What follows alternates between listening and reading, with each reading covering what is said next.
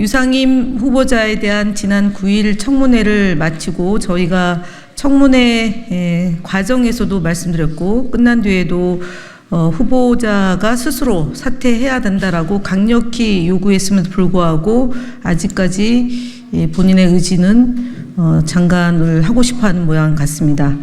저희가 그동안 청문회에서 나왔던 내용을 중심으로 성명서를 낭독하기로 하겠습니다. 유상임 후보자는 스스로 약속한 대로 자진 사퇴하라.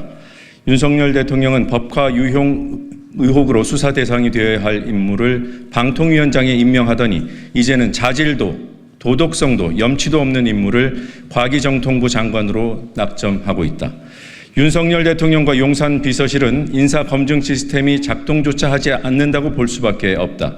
인사 참사로 인사가 망사다. 지금까지 윤석열 대통령은 이진숙 방송통신위원장까지 26명의 인사를 국회 청문회 결과 보고서 채택도 없이 임명을 강행했고 거부권 행사는 19번이나 했다.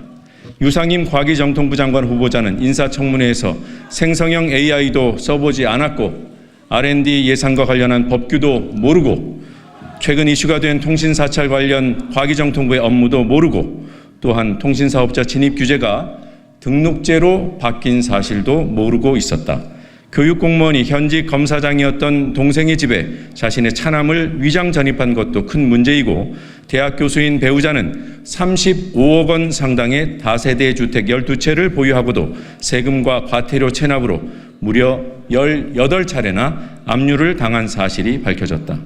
유상임 후보자는 인사청문회 하루만 버티면 된다는 식의 안일함으로 가득 찼다. 특히 장남의 경우 2013년 1월부터 2013년 2월 22일 미국의 불법 체류와 관련한 비자가 만료된 사실을 알지 못했다고 발뺌했다. 미국 불법 체류와 관련해 비자가 만료된 사실을 알지 못했다고 발뺌했다. 유상임 후보자는 병역 판정 검사를 연기하는 기간인 2011년부터 2013년 2월까지 수차례 미국을 방문한 바 있다. 더구나 인사청문회에서 소상히 밝히겠다는 서면 답변과 달리 8월 4일 미국에서 보내온 자료를 8일 인사청문회 당일에도 보지 않았고 내용을 모른다고 하다가 의료기관의 서류를 보고도 자신의 억지 답변이 문제가 없다는 식으로 일관했다. 후보자 인사청문회 팀에서 비공개로 제출한 자료를 후보자에게 보고하지 않았다는 답변도 납득하기 어려울 뿐만 아니라 서류에 적시된 아들의 불미스러운 행동에 아파트 매니저의 경찰 신고로 미국 법원의 판단을 거쳐 강제 입원이 이뤄졌다는 것을 알려주자 후보자는 청문회 전 자료를 보지 않았음을 시인하면서도 아들의 진단서를 자신이 굳이 다 봐야 될 이유는 없다고 생각한다는 비정함을 보여줬다. 이런 부도덕하고 정책 능력이 부족한 후보자는 국민을 위한 봉사자이며 국민에 대하여 책임져야 하는 국가 공무원이자 국무위원으로 자격이 없다. 과방위 야당 전문위원들은 부적격 사유가 차고 넘치는 후보자의 임명을 도저히 용인할 수 없다. 유상임 후보자는 스스로를 되돌아보고 다시 한번 청문회에서 약속한 대로 자진 사퇴할 것을 촉구한다. 윤석열 대통령도 더 이상 묻지마 임명 강행을 중단하고 더 적합한 과기정통부 장관 후보자를 찾아 나설 것을 촉구한다. 대한민국 국민들은 유상임 후보를 거부한다.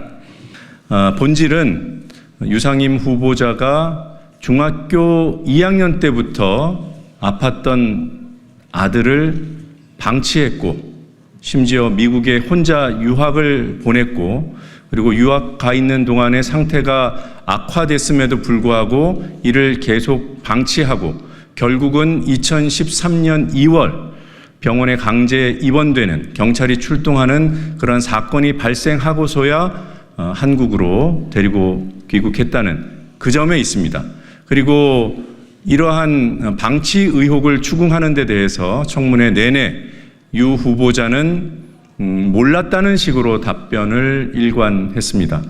그런데 유 후보자 스스로 제출한 병원 기록을 보면 모를 수가 없습니다. 아들을 데리고 와서 서울대학교 병원에서 진단을 받는 과정에서 여러 가지 기록이 남아 있습니다. 그걸 유 후보자가 제출을 했는데 거기에 아이가 중학교 2학년 때 병원 치료를 받은 바가 있다고 명확히 기재되어 있습니다.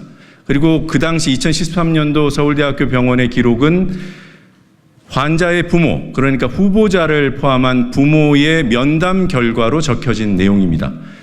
그러니까 중학교 2학년 때부터 아이가 아팠다는 사실을 부모가 모를 수 없었고요. 좀 더 구체적으로 미국으로 유학 가서 2013년 2월에 문제의 사건이 발생한 이후에 그 시점으로부터 2년 전에 아이가 하숙하던 하숙집 주인 아들로부터 연락을 받아서 내용을 알고 있었고, 또 1년 반 전에는 직접 통화를 하면서 아이가 아픈 사실을 짐작하게 됐고, 또 1년 전에는 구체적으로 환부, 그러니까 후보자가, 환자의 아버지가 그 사실을 알았다고 서울대병원 기록에 적혀 있습니다. 그러함에도 불구하고 후보자는 내내 아이가 아픈 줄 몰랐다는 거짓 해명을 했고요.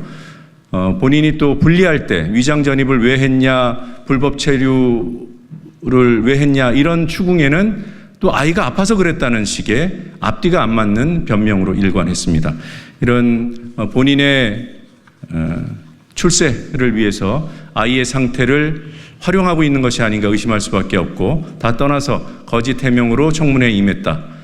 그리고 그 이전에 부모로서 아픈 아이를 방치했다. 이런 점을 간과할 수 없어서 부적격 후보자임을 주장하는 바입니다. 이상입니다.